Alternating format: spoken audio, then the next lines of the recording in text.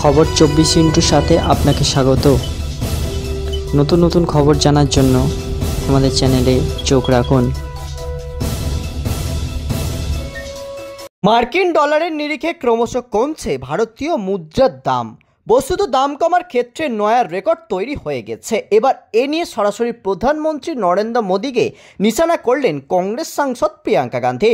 তার বক্তব্য, ইউপিএ জমানায় তো মুদ্রার দামে পতন নিয়ে অনেক কথা বলতেন মোদী, এখন তিনি কেন এ নিয়ে কোনো উচ্চবাচ্য করছেন না।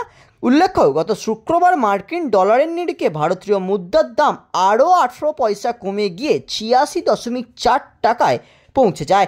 বিষয়টি নিয়ে শনিবার নিজের এক্স হ্যান্ডেলে সরব হন প্রিয়াঙ্কা। নিজের পোস্টে হিন্দিতে তিনি লেখেন, মার্কিন ডলারের নিরিখে ভারতীয় মুদ্রার দাম সর্বকালের সর্বনিম্ন স্তরে পৌঁছে গিয়েছে। ইতিহাসে প্রথম এক মার্কিন ডলার কিনতে হলে ভারতীয় মুদ্রায় 86 টাকারও বেশি খরচ করতে হবে। এই প্রসঙ্গে ইউপিএ জমানার কথা স্মরণ করিয়ে দেন প্রিয়াঙ্কা। মনে করিয়ে দেন সেই সময় টাকার দাম নিয়ে কীভাবে নানা তির্যক মন্তব্য করতেন নরেন্দ্র মোদী। প্রিয়াঙ্কা লেখেন, মনমোহন সিং যখন ভারতের প্রধানমন্ত্রী ছিলেন তখন এক মার্কিন ডলার কিনতে ভারতীয় মুদ্রায় 58 থেকে 59 টাকা খরচ করতে হতো। তখন নরেন্দ্র মোদী গুজরাটের মুখ্যমন্ত্রী ছিলেন। সেই সময় মোদী বারবার ভারতীয় মুদ্রার দাম কমার বিষয়টিকে সরকারের সম্মানের সঙ্গে জুড়ে দিতেন। প্রিয়াঙ্কার দাবি, সেই সময় মোদী বলতেন তিনি সব কিছু জানেন এবং কোনো দেশেরই মুদ্রার দাম এভাবে পড়তে পারে না।